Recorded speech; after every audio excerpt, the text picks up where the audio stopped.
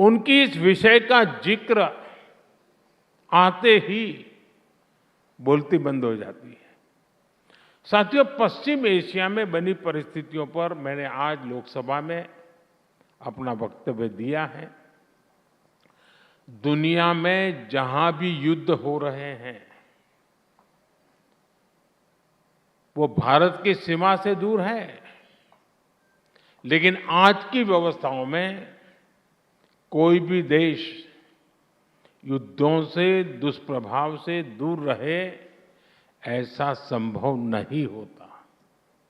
अनेक देशों में तो स्थिति बहुत गंभीर हो चुकी है और इन हालातों में हम देख रहे हैं कि राजनीतिक स्वार्थ से भरे कुछ लोग, कुछ दल संकट के इस समय में भी अपने लिए राजनीतिक अवसर खोज रहे हैं। इसलिए मैं टीवी9 के मंच से फिर कहूंगा, ये समय संयम का है, संवेदनशीलता का है।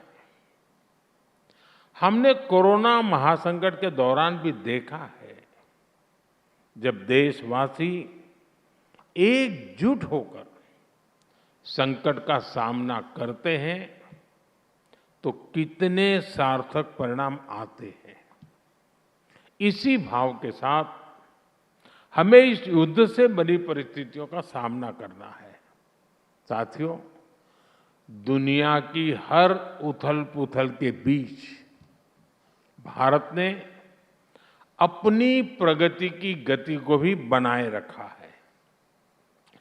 अगर मैं 28 फरवरी को युद्ध शुरू होने के बाद बीते 23 दिनों का ही ब्यौरा दूं तो पूरब से पश्चिम तक, उत्तर से दक्षिण तक देश में हजारों करोड़ के डेवलपमेंट प्रोजेक्ट्स का काम हुआ है। दिल्ली मेट्रो रेल के महत्वपूर्ण कॉरिडोर्स का लोकार्पण, सिलचर का हाई स्पीड कॉरिडोर का शिलान्यास, कोटा में नए एयरपोर्ट का शिलान्यास, मदुरई एयरपोर्ट को इंटरनेशनल एयरपोर्ट का दर्जा देना, ऐसे अनेक काम बीते 23 दिनों में ही हुए हैं। बीते एक महीने के दौरान ही औद्योगिक विकास को गति देने के लिए भव्य स्कीम को मंजूरी दी गई है। इसके तहत देश भर में 100 plug and play industrial park विकसित किए जाएंगे। देश में small hydro power development scheme को भी हरी झंडी दी गई है। इससे आने वाले वर्षों में 1500 मेगावाट नई हाइड्रो पावर कैपेसिटी जोड़ी जाएगी।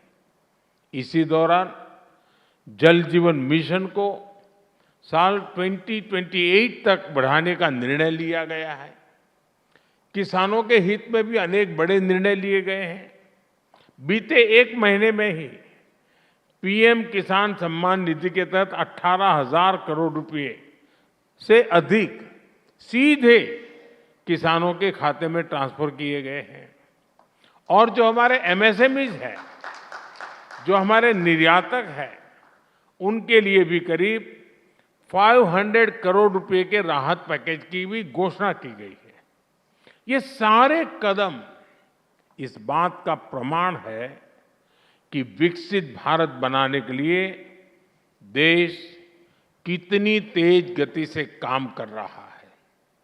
साथियों, मैनेजमेंट की दुनिया में एक सिद्धांत कहा जाता है, what gets measured gets manage. लेकिन मैं इसमें एक और बात जोड़ना चाहता हूं, what gets measured gets improved और अल्टीमेटली गेट्स ट्रांसफॉर्म्ड। क्योंकि आकलन जागरूकता पैदा करता है, डिसीजन मेकिंग कैपेसिटी दिखाई है और क्राइसिस मैनेजमेंट कैपेसिटी दिखाई है। साथियों, आज जब दुनिया इतने सारे खेमों में बंटी हुई है, भारत ने अभूतपूर्व और अकल्पनीय ब्रिजेस बनाए हैं। गल्फ से लेकर ग्लोबल वेस्ट तक, ग्लोबल साउथ से लेकर पड़ोसी देशों तक, भारत सभी का ट्रस्टेड पार्टनर है। कुछ लोग पूछते हैं हम किसके साथ हैं, तो उनको मेरा जवाब यही है कि हम भारत के साथ हैं।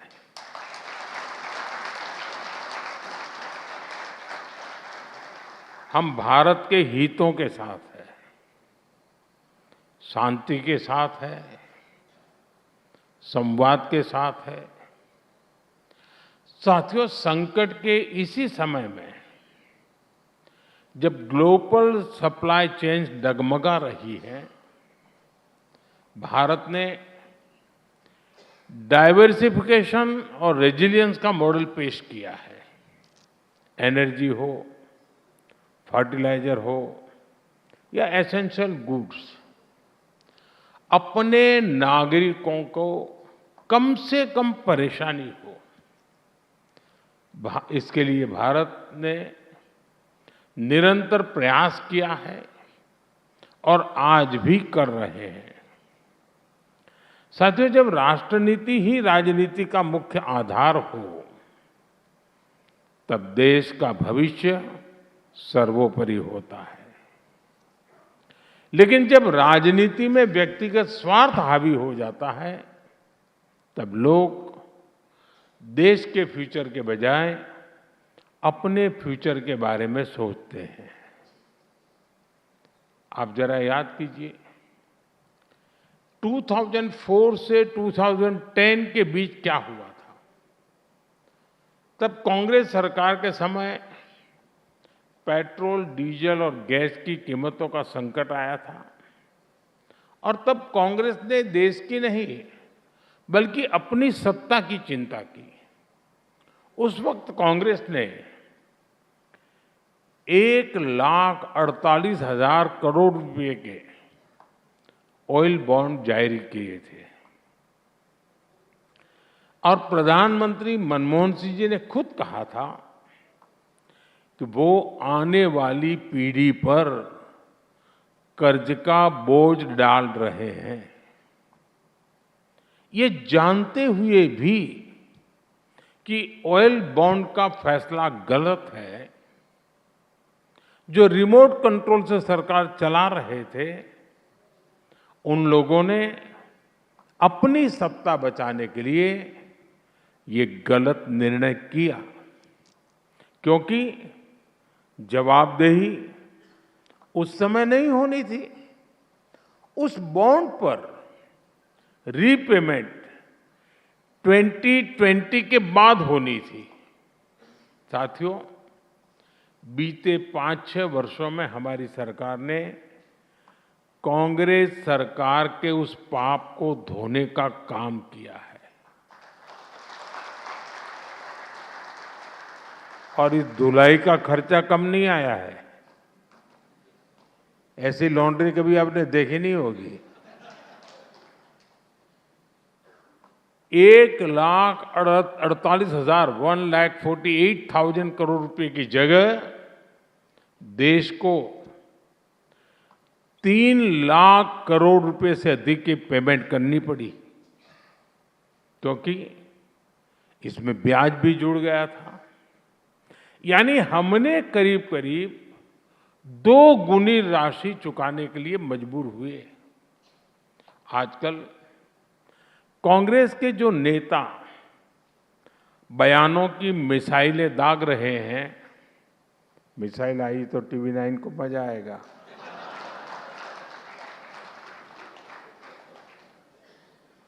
उनकी इस विषय का जिक्र आते ही बोलती बंद हो जाती है। साथियों, पश्चिम एशिया में बनी परिस्थितियों पर मैंने आज लोकसभा में अपना वक्तव्य दिया है। दुनिया में जहां भी युद्ध हो रहे हैं वो भारत की सीमा से दूर है, लेकिन आज की व्यवस्थाओं में कोई भी देश युद्धों से, दुष्प्रभाव से दूर रहे, ऐसा संभव नहीं होता। अनेक देशों में तो स्थिति बहुत गंभीर हो चुकी है और इन हालातों में हम देख रहे हैं कि राजनीतिक स्वार्थ से भरे कुछ लोग, कुछ दल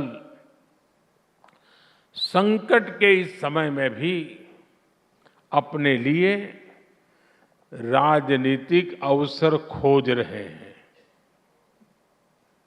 इसलिए मैं टीवी 9 के मंच से फिर कहूंगा, ये समय संयम का है, संवेदनशीलता का है। हमने कोरोना महासंकट के दौरान भी देखा है, जब देशवासी एकजुट होकर संकट का सामना करते हैं तो कितने सार्थक परिणाम आते हैं। इसी भाव के साथ हमें इस युद्ध से बनी परिस्थितियों का सामना करना है। साथियों, दुनिया की हर उथल-पुथल के बीच भारत ने अपनी प्रगति की गति को भी बनाए रखा है। अगर मैं 28 फरवरी को युद्ध शुरू होने के बाद बीते 23 दिनों का ही ब्यौरा दूं, तो पूरब से पश्चिम तक, उत्तर से दक्षिण तक देश में हजारों करोड़ के डेवलपमेंट प्रोजेक्ट्स का काम हुआ है। दिल्ली मेट्रो रेल के महत्वपूर्ण कॉरिडोर्स का लोकार्पण, सिलचर का हाई स्पीड कॉरिडोर का शिलान्यास, कोटा में नए एयरपोर्ट का शिलान्यास, मदुरई एयरपोर्ट को इंटरनेशनल एयरपोर्ट का दर्जा देना, ऐसे अनेक काम बीते 23 दिनों में ही हुए हैं। बीते एक महीने के दौरान ही औद्योगिक विकास को गति देने के लिए भव्य स्कीम को मंजूरी दी गई है। इसके तहत देश भर में 100 plug and play industrial park विकसित किए जाएंगे। देश में small hydro power development scheme को भी हरी झंडी दी गई है। इससे आने वाले वर्षों में 1500 मेगावाट नई हाइड्रो पावर कैपेसिटी जोड़ी जाएगी। इसी दौरान जल जीवन मिशन को साल 2028 तक बढ़ाने का निर्णय लिया गया है। किसानों के हित में भी अनेक बड़े निर्णय लिए गए हैं। बीते एक महीने में ही पीएम किसान सम्मान निधि के तहत 18,000 करोड़ रुपए से अधिक सीधे किसानों के खाते में ट्रांसफर किए गए हैं। और जो हमारे एमएसएमईज हैं, जो हमारे निर्यातक हैं, उनके लिए भी करीब 500 करोड़ रुपए के राहत पैकेज की भी घोषणा की गई है। ये सारे कदम इस बात का प्रमाण है कि विकसित भारत बनाने के लिए देश कितनी तेज गति से काम कर रहा है। साथियों, मैनेजमेंट की दुनिया में एक सिद्धांत कहा जाता है, what gets measured gets manage. लेकिन मैं इसमें एक और बात जोड़ना चाहता हूं, what gets measured gets improved और अल्टीमेटली गेट्स ट्रांसफॉर्म्ड। क्योंकि आकलन जागरूकता पैदा करता है, आकलन जवाबदेही तय करता है और सबसे महत्वपूर्ण आकलन संभावनाओं को जन्म देता है। साथियों, अगर आप 2014 से पहले के 10-11 साल और 2014 के बाद के 10-11 साल का आप आकलन करेंगे तो यही पाएंगे कि कैसे इसी सिद्धांत पर चलते हुए भारत ने हर सेक्टर को ट्रांसफॉर्म किया है। जैसे पहले हाईवे बनते थे करीब 11-12 किलोमीटर प्रतिदिन की रफ्तार से, आज भारत करीब 30 किलोमीटर प्रतिदिन की स्पीड से हाईवे बना रहा है।